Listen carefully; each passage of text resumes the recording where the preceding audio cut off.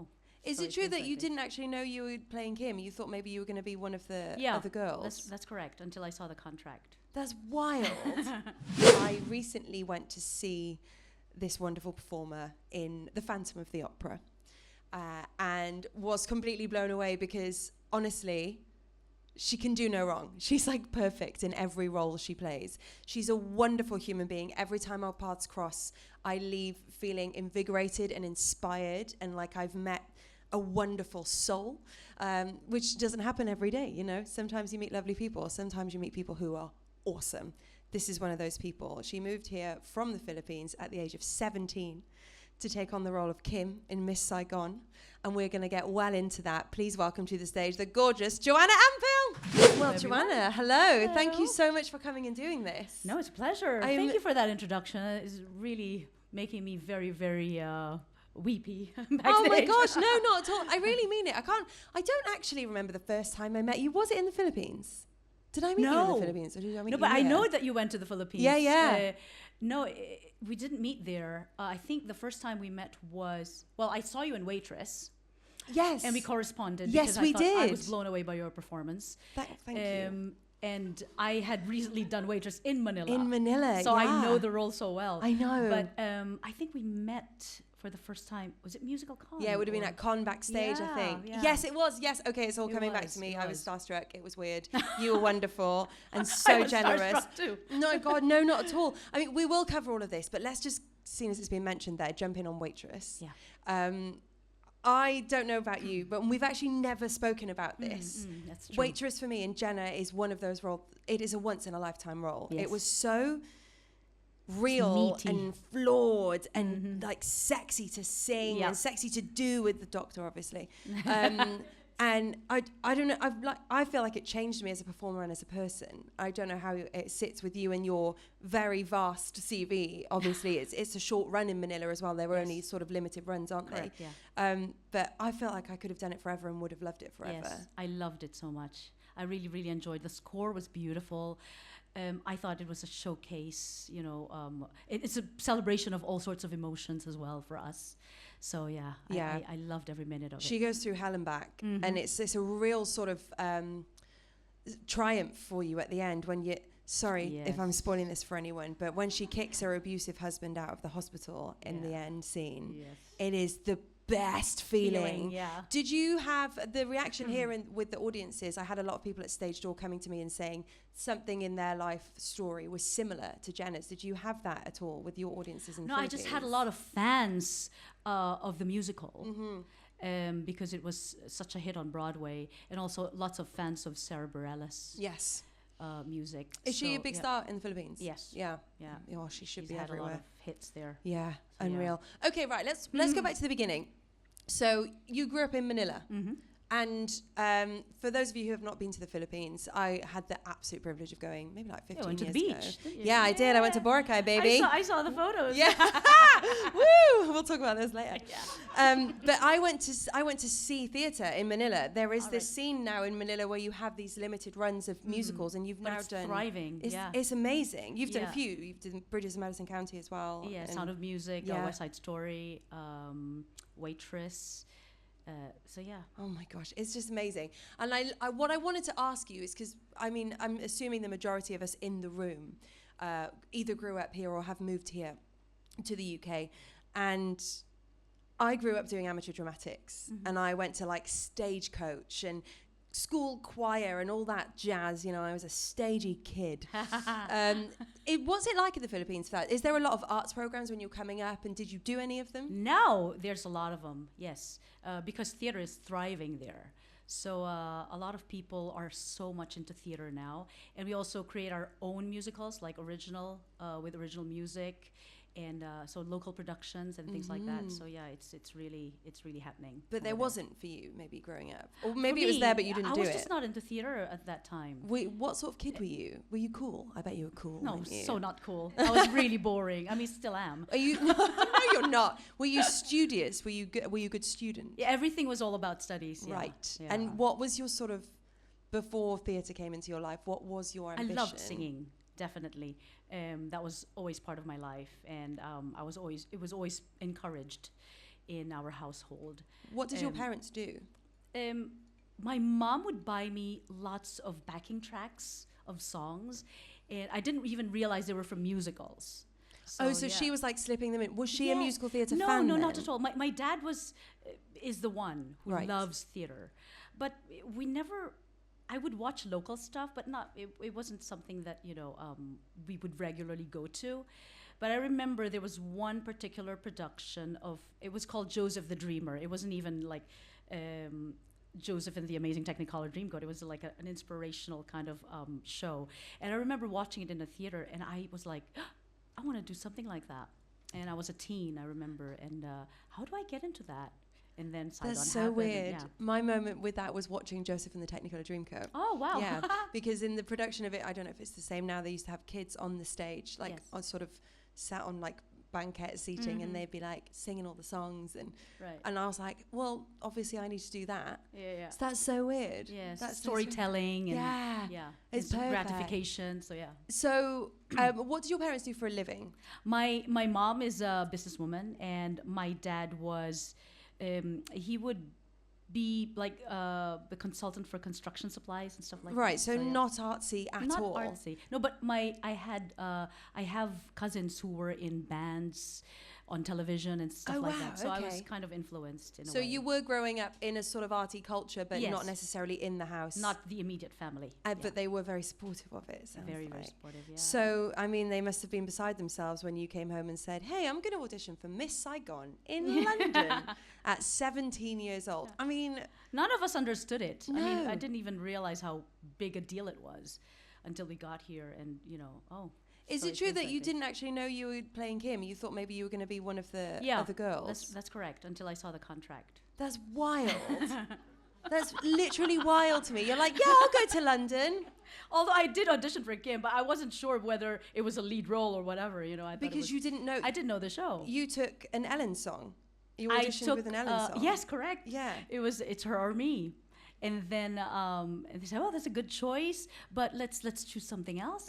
So I chose a Gigi song, not realizing it was a Gigi song. It was Moving My Mind. Wow, so we really Yeah. moved you around all the parts I before know. we settled into Kim. Yeah. That's so funny. And so then you audition for the show in the Philippines, and you find out you're going to be doing the show. You don't quite know what in the show. I know, yeah, exactly. And then well, they so- said Kim. I wasn't sure whether Kim was the lead role or Oh, okay, so Kim could have been like yes, in it for a minute, Yeah, and exactly, then off she one pops. of the bar girls. Yes. I mean, you must have. That's that's like not knowing you're playing Alphabet and turning up and being like, oh, this is quite heavy. yeah. It's such a huge role. And we were just talking about this before we started. I'm really trying when I do these podcasts to not speak much backstage because I start going like, oh, and what about that? And what about that? Yeah. So we're going to talk about it again because it's just fascinating to me. It's a huge role, but it's also like quite sexy and intimate and, and you were 17. So what was sort of like, obviously I don't need to get really personal here, but you said you hadn't had a boyfriend at that point. Exactly, So yeah. you'd never been kissed. No, never been kissed. So your That was my first kiss was kiss like on an stage. on-stage. Yeah. Oh, it's Yeah. just like amazing, isn't With it? a wonderful man. A wonderful man. French. Yeah. If So I you're had a going to do it, French do it kiss. right. Am I right? Okay, so you come to London with your mum? With my mom, yes, because I was considered a minor at that time. Yeah. So, yeah. So did she stay for long? Like what happened? She there? stayed for a year, Okay. and then she left after that. Did you like that, or were you like goodbye? No, I was very dependent on my mom. Yeah. She did everything for me. So I was 17, but I was acting like I was 12, really. So I was really like a child. Which makes the whole thing even more amazing that you came here and you just sort of started doing this show and Yeah, watching the show, it's like, oh yeah, that role will suit me, Tam. yeah, it's a little slip of a little man. I'm so stagey. Sorry, that's great. I really enjoyed that. Thank you. But you come and you're playing this role that you don't really know what it is, and you're doing it at the Theatre Royal, Drury Lane. Yes. Mm. Which is one of the biggest houses in town. It's where Frozen just was.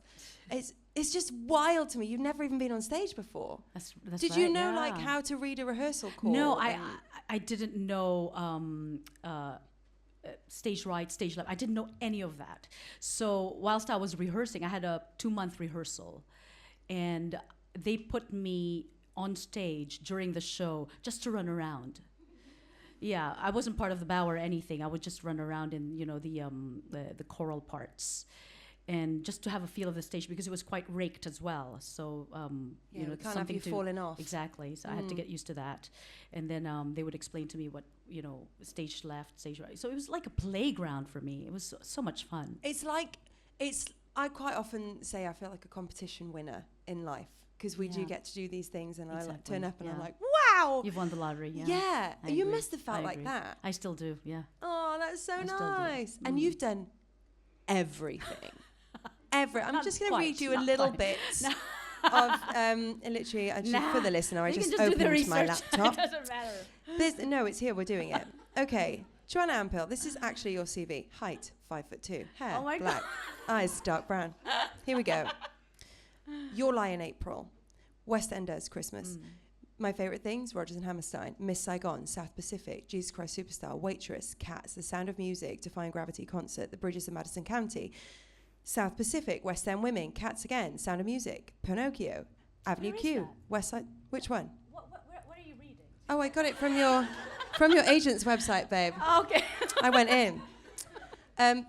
Pinocchio, the musical. Avenue From my Q. agent? Yes. Oh, that's West Side hilarious. Story. Les Misérables. Sing. Musical of Musicals. The musical, which I really enjoy saying. Rent. Hair. Les Mis. Jesus Christ Superstar again. Aladdin. Miss Saigon. And then there's films and there's television. It's unbelievable. It's wild to me. You've literally played every role that I wanted to play or have ever wanted to play. And you still sit here and you're like this ball of energy and you're excited to be here, and I just love it so much. And that's why I sort of went really in on my intro of you make people feel that way because you genuinely are that way. Do you think that this is maybe a slightly odd question. Do you think that if you'd done it as a kid and you sort of anticipated and maybe expected things for yourself, you wouldn't have that same energy about it now? I don't know the answer to that. Well, who does? It's like an alternate universe. That's why I say it's a weird question. Sorry. I came into this, industry not knowing what it's about. I guess it's true what they say when, it's just being there at the right time, right place, right time kind of thing. I got lucky, I guess. Well, we did too.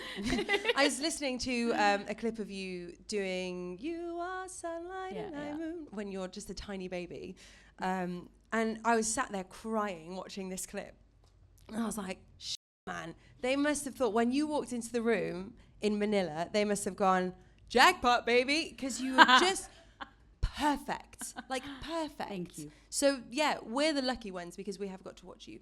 But I just want to touch on Saigon. We won't talk about it for the whole time, I promise. Although I really could. Yeah, I really it's an amazing could. show. Oh yeah, God, it's I the agree. best. Yeah. It's so good. I love it. You've done it. You did Kim in London.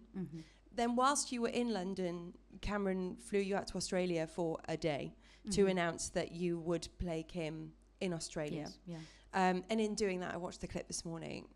Cameron introduces you as the best Kim in the world.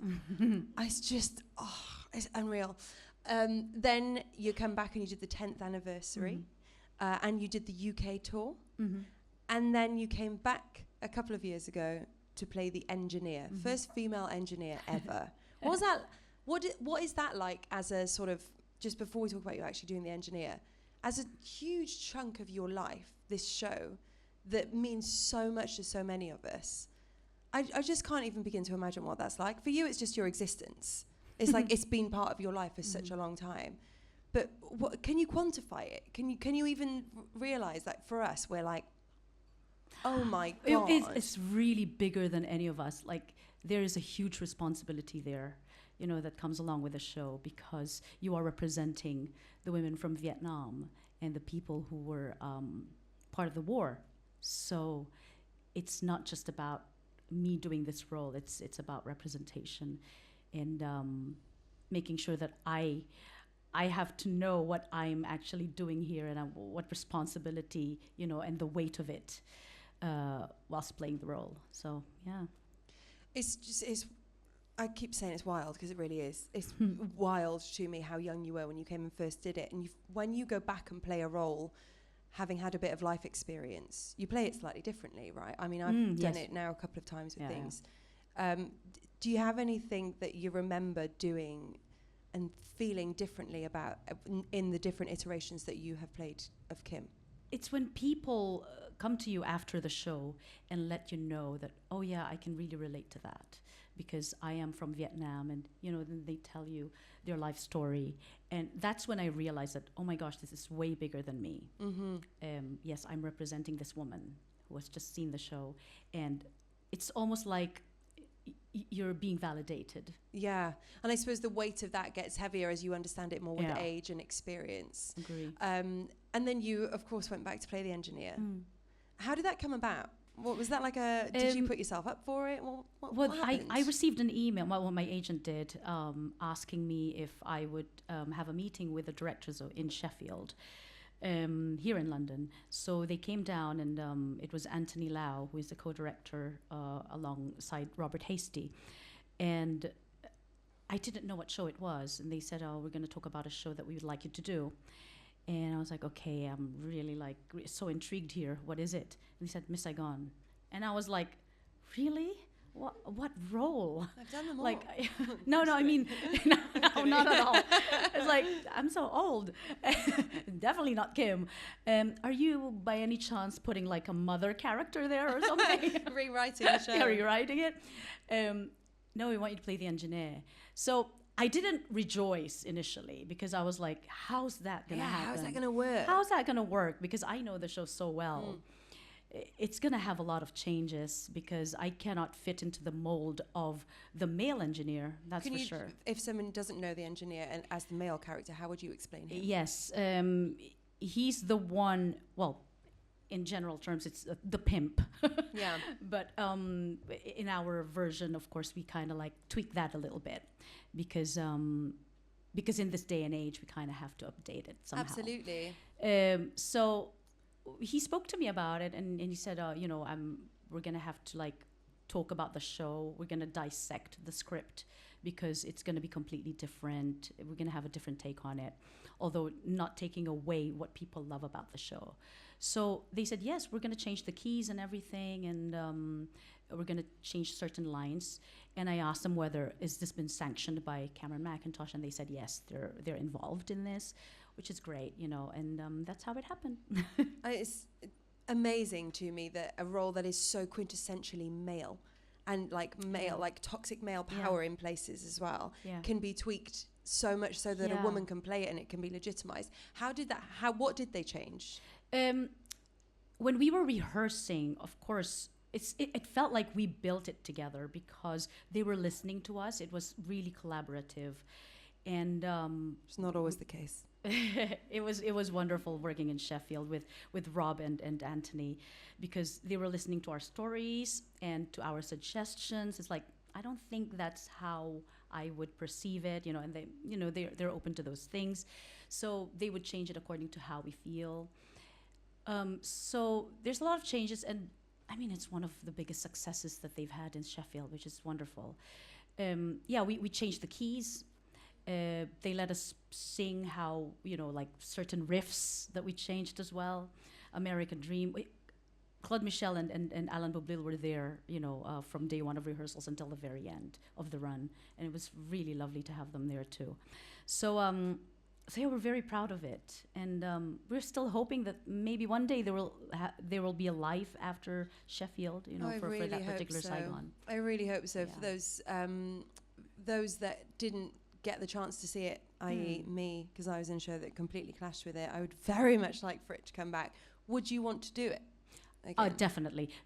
I wanted to add the engineer, the role that I was playing became like I was one with the girls.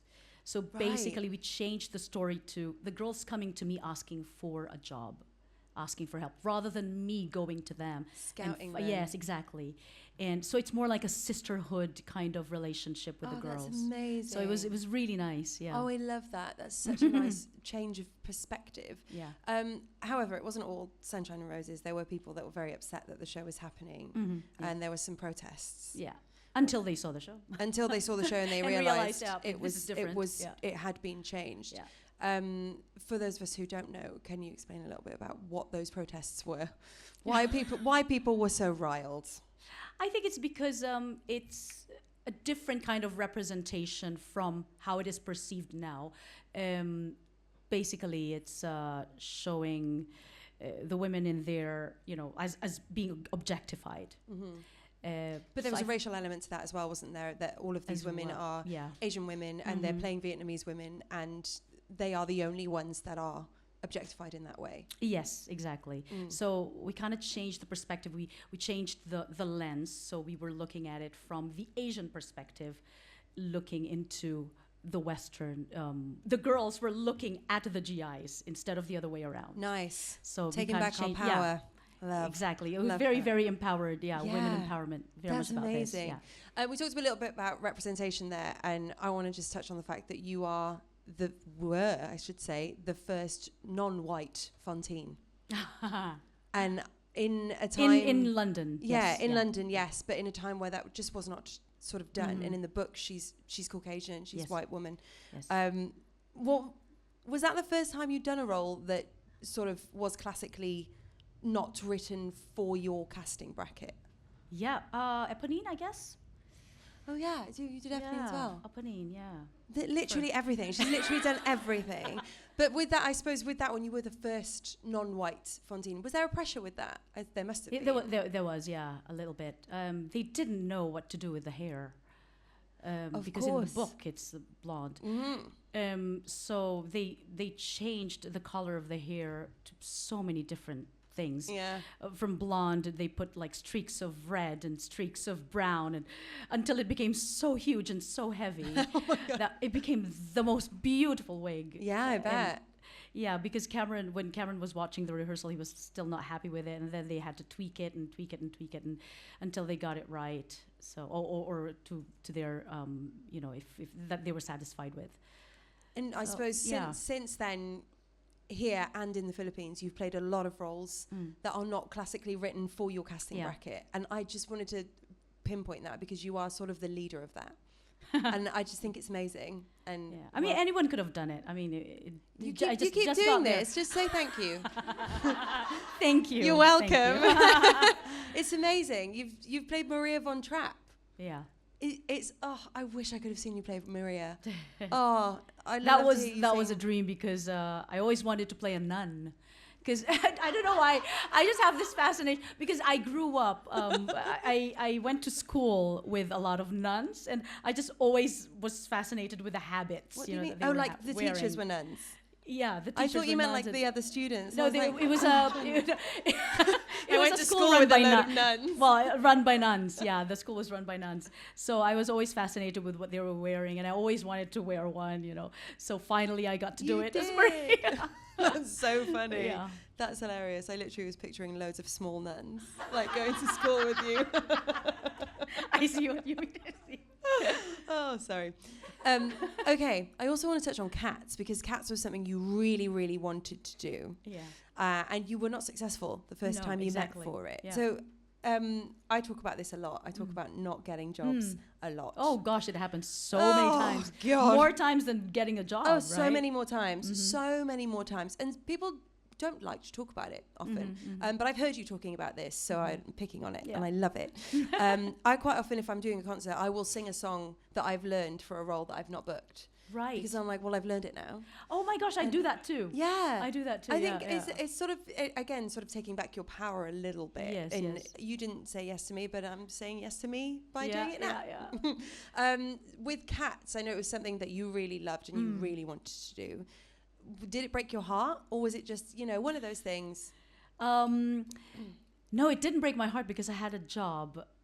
I was about to do Fantine. I was about to go back to Fantine. Oh, you're fine then. Come on, she's fine. So I auditioned for Cats, and my audition failed because I didn't realize that I brought music with the wrong key.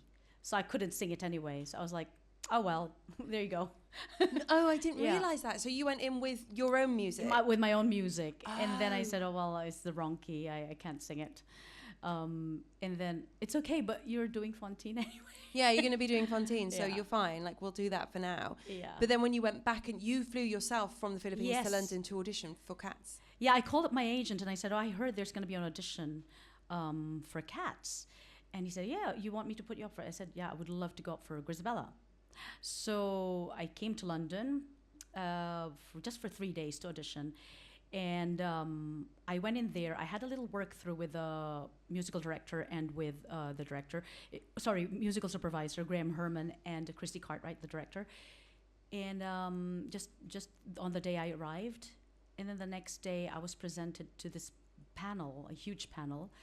I didn't know who they were apart from Gillian Lynn. I thought I was going to dance, and I was like, oh my gosh, I'm not going to get this if I have to dance. So I have that fear every day, in every single thing. So I was in jeans. I didn't even like dress up or anything. Well, she's supposed to be scruffy, right? Yeah, no, absolutely. So I went in there and I just sang it, and because I was so nervous, I started crying. And maybe they thought I was being emotional. I cried because I was so nervous and I got the job. Because seeing Gillian Lynn there, right?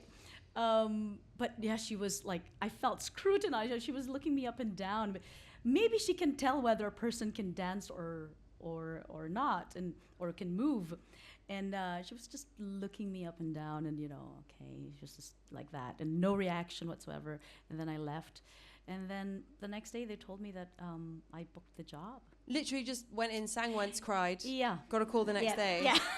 If only it was that easy every time. I was only here for 3 days, so well, I suppose you flew yourself here. Yeah. And yes. Gosh, yeah, that's a big punt to take, isn't it? And I often think this with people who are from overseas and they come here to do a show. Yeah, this was the time before, like, online, like doing a video. Oh, I see what you mean. I think you meant like Skyscanner. No, this was like before, Zoom audition Zoom, or taping exactly, or anything. before Zoom auditions and stuff Sorry. like that. That was really stupid. Sorry. I was like, flights, no.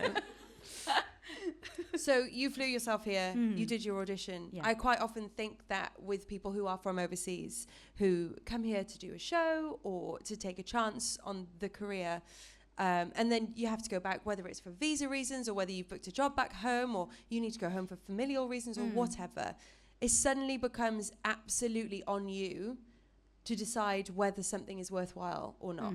Yes. So you're back in the Philippines and you then have to sort of look at the cost of a flight realistically and the time that it takes and is it worth my going?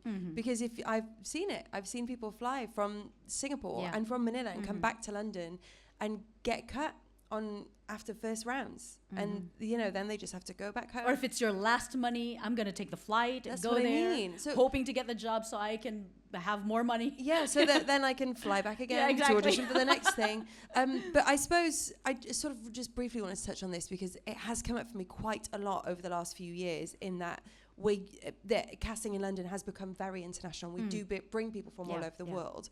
And there has been a couple of times where I've worked with people who've then been sort of left high and dry. They're getting towards the end of their contract and their visas are running out or what have you. Right, yeah. And I quite often will have someone come to me who's a young person in a cast and say, do you have any idea who I can speak to about this? And I'll go, well, you speak to the company manager or can I help you or what, whatever. Did you have any of that? Or I suppose Cameron was flying you all over the world. So you were just getting on his plane and like going with him? Like, how did that? What did that look like for you? Because I would book my own tickets. So you were doing the thing. I would do my thing. Yeah, but I would tell them I would let my agent know that okay, I'm going to do this. So I suppose my agent will do the talking for me. Yeah. Oh, she's flying in. Just to see you guys, just to audition for you guys. I love that. She's flying in. She's coming. She's coming. The Queen is coming. I don't think it's as glamorous as that. No, it definitely is. In my mind, it really is. So just to touch on the visa thing, you came to the UK as a Filipino passport holder. Yes, very first time I was on a work permit. Right. Yes, for Miss Saigon.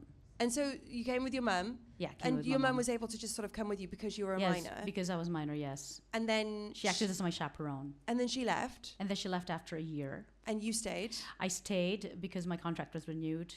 and then I went to Australia. They got me So another they're visa just for like that. sorting your visas out all over the Oh, world. for that one, yes. Yeah. For camera for Miss Saigon, yes. And so how does it work now? Do you have a British passport now? I am British now. Yeah. Yay, And welcome. I live Thank you so here. much. We love that we have you. That's Oh, great. thank you. Thanks for being I one put of us. down roots here. Yeah. That's awesome. Yeah, because you live here sort of permanently This now. is home. Yeah. Yeah. And if you go back to Manila to do a show, do you feel, oh no, I'm back home now? Is it in any way confusing? It's nice in a way because it's like you're bringing them something that you can offer from Britain. You know, this is what I've learned here in the West. You know, I'm bringing it over and I'm presenting it to you. So it's kind of like when you do a show in Manila, is most of the cast still they live in the Philippines? Yes. So that's so lovely.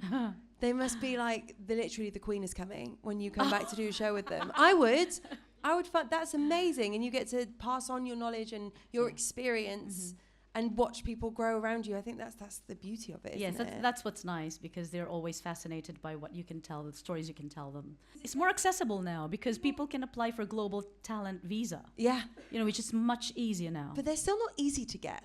They're not easy to get, no, but you have to work hard. I mean, for anything. You have to be phenomenally talented to be able to get one of those, and you also have to have the right references, and it's amazing to me that you've not just had like one or two of those. You've sort of been all over the world. You've performed in South Korea, you've performed here extensively, in the States, in Australia, like everywhere. And to go back to Manila then with all of that knowledge, I think it's just so special and so lovely. I just want to touch on now you are playing Carlotta in the Phantom of the Opera. And I know you've done West Side Story before, which is sort of soprano. Well, she is a soprano.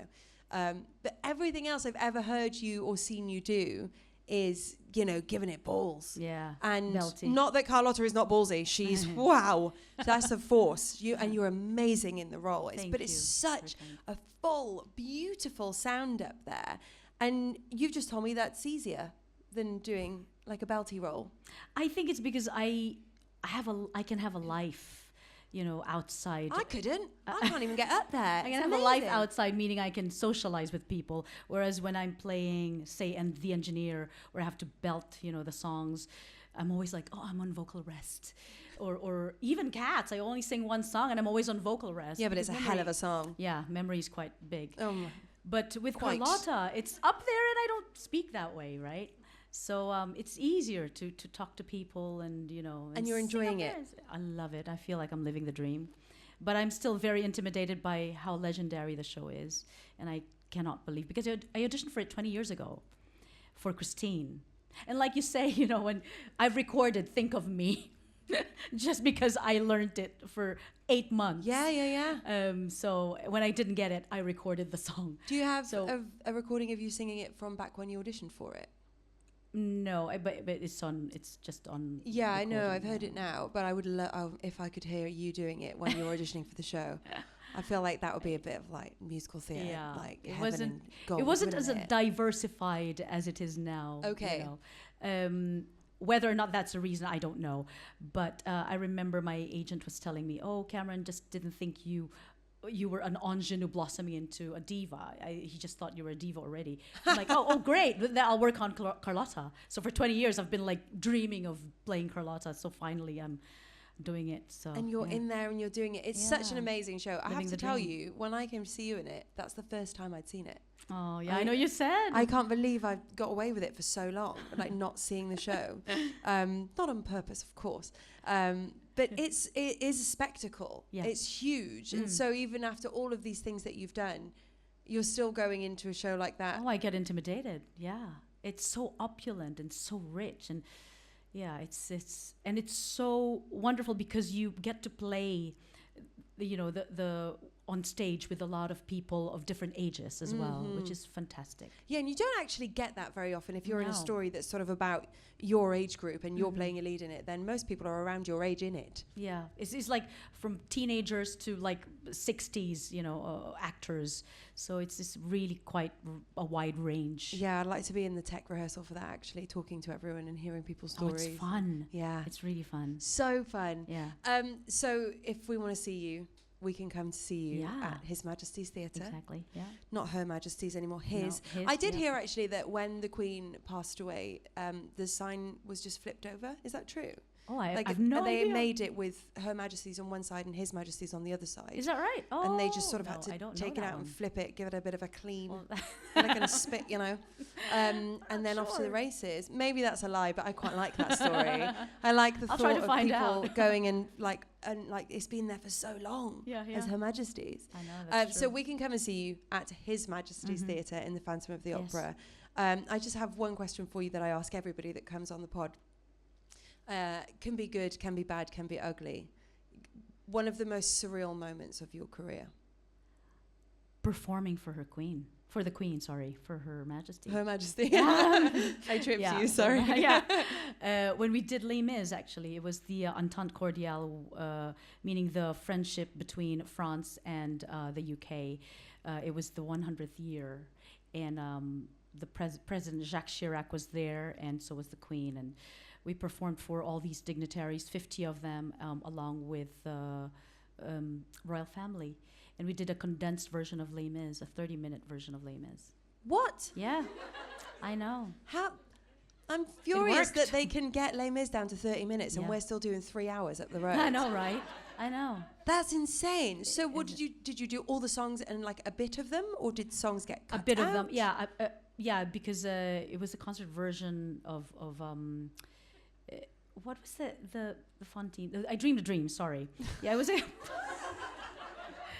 the sorry. most famous song Joanna in the Ampil world. just forgot that I Dreamed a Dream was I Dreamed a Dream. That's iconic. I Dreamed a Dream. Yes, it was a condensed version of I Dreamed a Dream.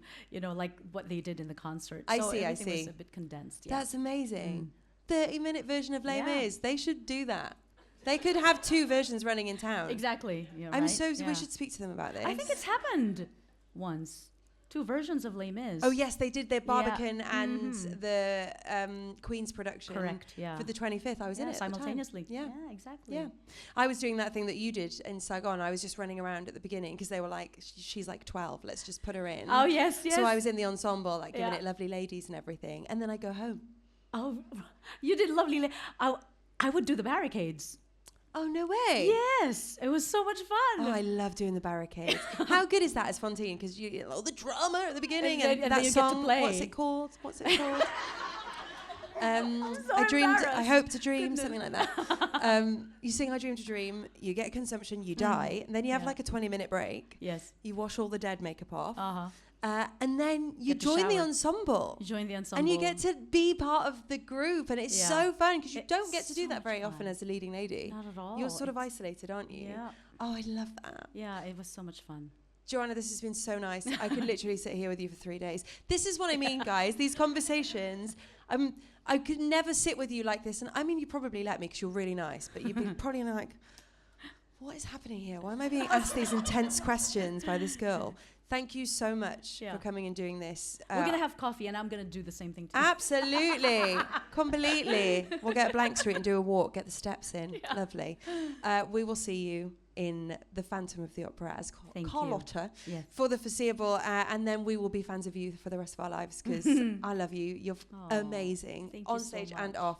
Ladies and gentlemen, the incredible Joanna Ampil. Thank you, everyone. Lucie Jones doing a podcast and it's just begun. Lucie Jones needed a theme tune, so I wrote a one. And it goes like this, off script. With Lucie Jones.